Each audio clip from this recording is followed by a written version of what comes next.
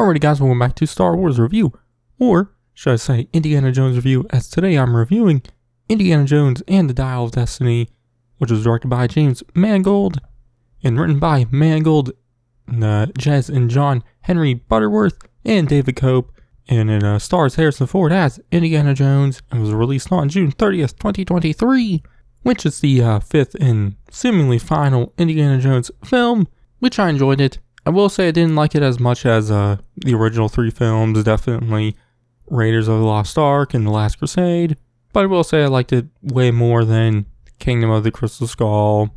There was a couple issues I had with Dial of Destiny, which I'll get into, but I came away liking it a lot more than disliking it, which some of those issues I had, my biggest being it was just missing the Spielberg touch, which I do think, Mangold did a good job, but it's just hard to compete with Steven Spielberg, when it comes to a adventure film and whatnot. No one makes adventure films like Spielberg does. But like I said, I still think Mangold did a good job, but, one area I think could have done a little bit better was some of the pacing. I just think it was a little long, could have been a little shorter. And, some of the set pieces just don't have the same oomph to them like some of the other films did. Which, two sequences I would say was, and they happen in the first half of the movie, is the ticker tape chase scene and the tuk-tuk chase scene. They just didn't have the same energy to them as, sequences like that in the original movies. And I feel like, those, definitely the tuk-tuk chase scene could have been cut down a little bit.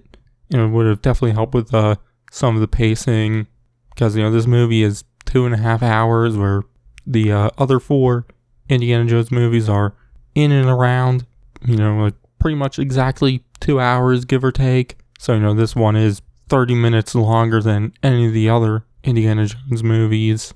So I do feel like if they cut maybe like 15, maybe 20 minutes from the movie, it would have been a little bit better there on the pacing.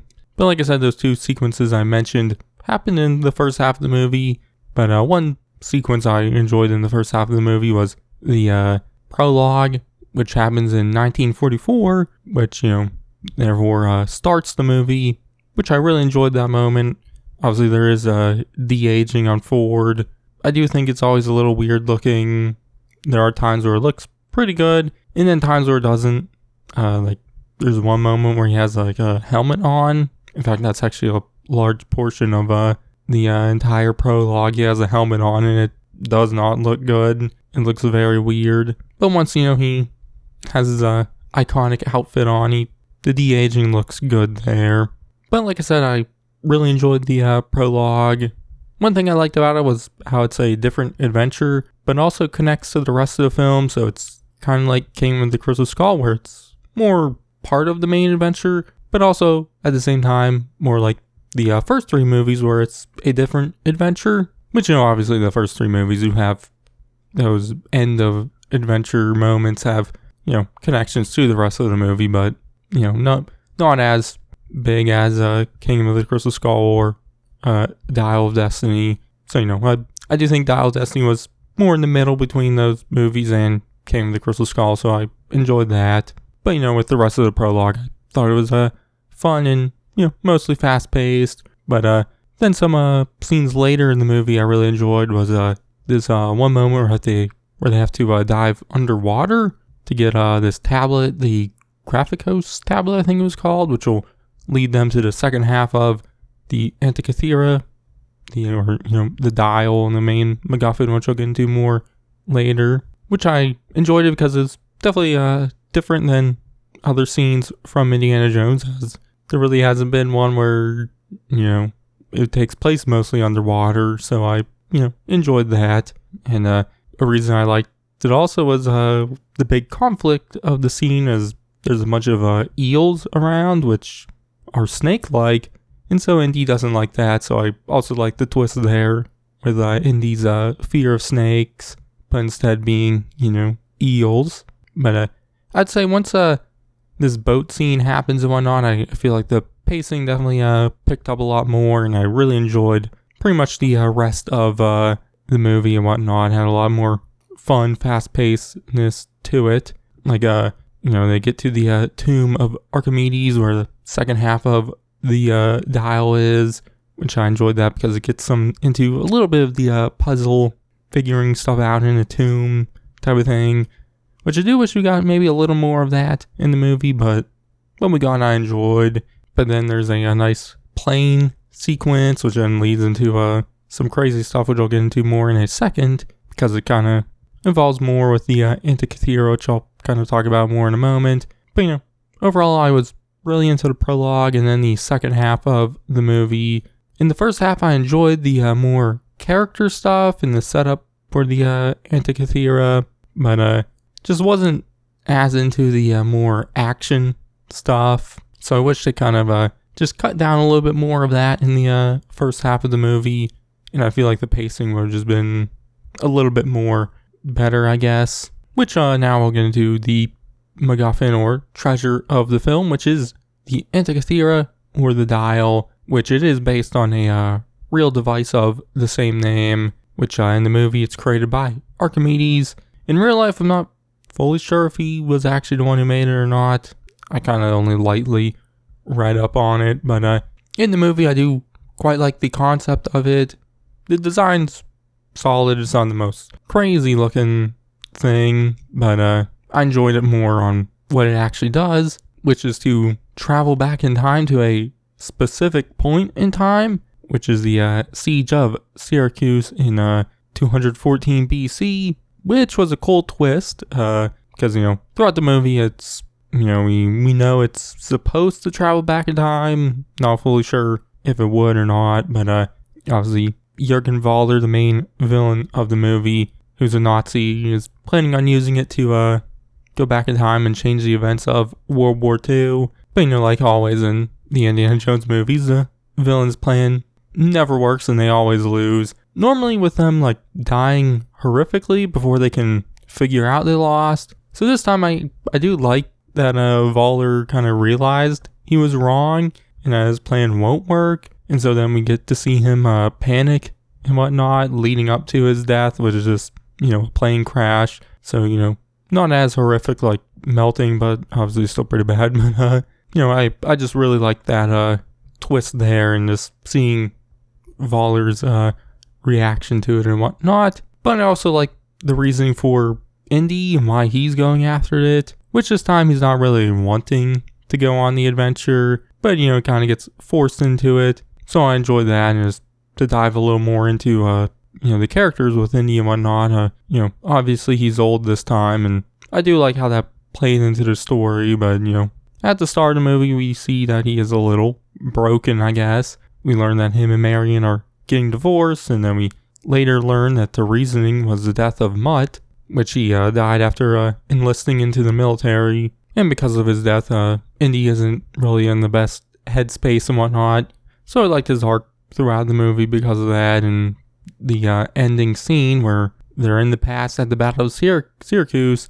We see Indy, wanting to stay there, and Helena, who I actually haven't talked about yet in this review, tries to talk him out of it and ends up having to knock him out. I do wish he was maybe able to come to that conclusion himself, but, he obviously wasn't thinking straight because of obviously all that stuff I mentioned, and earlier we see him get shot, and so he's bleeding out and whatnot, and therefore not thinking straight.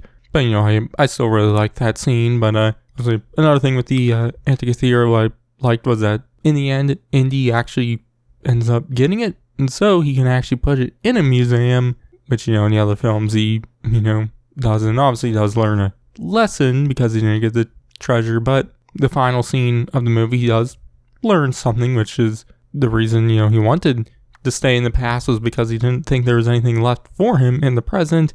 But the final scene, we see him and Marion reconciling, with a homage to the one scene from Raiders of the Lost Ark, which is very nice, but shows Indy that there's still more for him, and so I really enjoyed that. But to get into the other characters, the main supporting character was Helena Shaw, played by Phoebe Waller-Bridge, which I liked her character, which she's like a grifter, I guess, and she wants to go after the Antikythera for the wrong reasons, mainly to sell it, but she's Indy's goddaughter, and so she ends up playing a part in dragging Indy into the adventure, along with him being framed by Voller and the Nazis for killing someone. But with Helena and Indy, I like the dynamic between them and how they both want the same thing for different reasons, but still look out for each other, I guess. But I will say with Helena, one thing I do wish was we see her kind of learn a little more, and maybe not being as much of a grifter, but I guess we do kind of get that because she lets Indy have the Antikythera at the end of the movie when she could have just took it herself to sell it. But there's also Helena's sidekick, a younger kid named Teddy, which I liked him. I will say I feel like he didn't have as much to do other than be companion, but there was some moments I enjoyed with him. We see him take out the big bad guy this time, which in the original ones obviously it was Indy doing it, but I liked it this time because he's like handcuffs the guy underwater so he drowns, which is very brutal, but I like that. And then I like the scene at the end where he gets into the plane and flies with the random dude who's sleeping in the plane. But obviously then there's the bad guys, the main one being Jürgen Voller, played by Mads Mikkelsen, which I really like Mikkelsen, along with his brother Lars, and everything I've seen them in. But I thought he was a solid villain. He's a former Nazi scientist who's helped the Americans and NASA work on the Apollo moon landing mission and whatnot. And so I like that he was a more scientific villain, which is what leads him to his downfall in the end. I will say I do wish we got maybe more of him, which I do feel that way for most of the villains in the Indiana Jones movies, but I liked what we got out of him. Obviously, there's a bunch of supporting characters. We see Solo return, which, like in the other films, he's a lot of fun to watch. There was Helena's father, Basil Shaw, who's mainly in the prologue, which I enjoyed him in that. And then there's some flashbacks later on in the film, like kind of show him with the dial, and it kind of makes him go a little crazy, which I enjoyed. There was Antonio Banderas' character. I forgot his name. He's barely in the movie. I wish he was in it more, because it kind of felt like it's a little bit of a waste of Banderas, so wish he was just in it more. And he quickly ends up dying in the movie, which I wish his death had a little bit more of an impact in it. Which I will say, if there was one thing I really didn't like about the movie, was his character and the impact of his character on the movie, I guess. Obviously, there's several other characters. There's the one goon working with Voller named Clobber, I think, which I just really liked how much of a piece of shit he was. One of the most easiest to root against type of characters. So I enjoyed that. And I enjoyed him dying at the end of the movie. But all in all, I thought the supporting cast was solid. Obviously not the best from an Indiana Jones film, but there wasn't any character I disliked. Obviously there's, like I mentioned, Antonio Banderas' character, but that wasn't more a character, just the meaning of the character in the movie I felt like was a little bit wasted. But all in all, I like the supporting cast and a lot of the characters, and obviously Indy's character arc in the movie and whatnot. But obviously the score was once again great from John Williams. Can never go wrong with a score from him. Obviously some newer stuff. I really liked Helena's theme. I also like that they didn't reuse like all of the previous themes from the previous movies. Obviously they used the main Indiana Jones theme because you can't do an Indiana Jones theme without it. And then Marion's theme shows up. There might be some other ones too, but those are the most prominent ones. And other than that, there's seemingly mostly more original stuff, so I like that. But another issue I will say I had with the movie was the visuals were kind of iffy. Most of it looks good, but there's this I'd say the colors were off. It has that gross like orangish, yellowish, piss-like filter to it. I just wish they didn't use that and maybe did a little bit better with the colors there. Like I do think a different color grade to the movie would really improve the the visuals there. I just don't like that they did that there. But yeah. Other than that, I don't really have much else to say. All in all, I ended up enjoying the movie.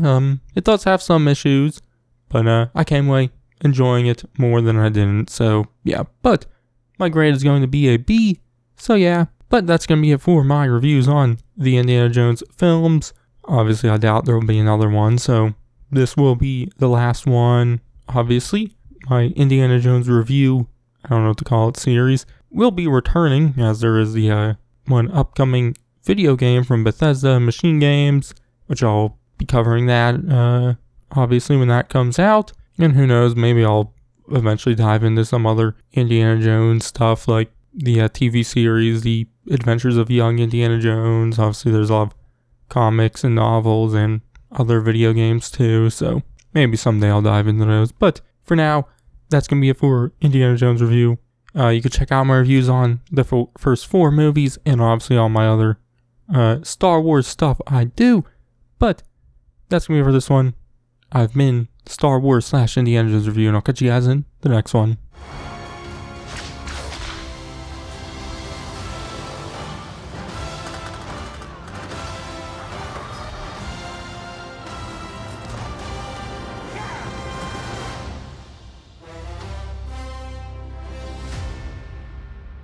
Who is this man? I'm her godfather.